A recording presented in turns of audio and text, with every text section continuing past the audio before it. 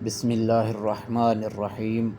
تمام مومنین کی بارگاہ میں دعا لے کر حاضر ہوا ہوں جو تمام آفات اور بلاؤں سے آپ کی حفاظت فرمائے گی۔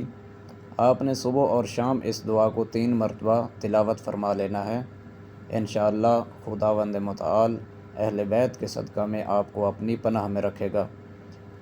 دعا یہ ہے: بسم اللہ الذی لا یضر مع اسمہ شیء فی الارض ولا فی السماء وہو السمیع العلیم۔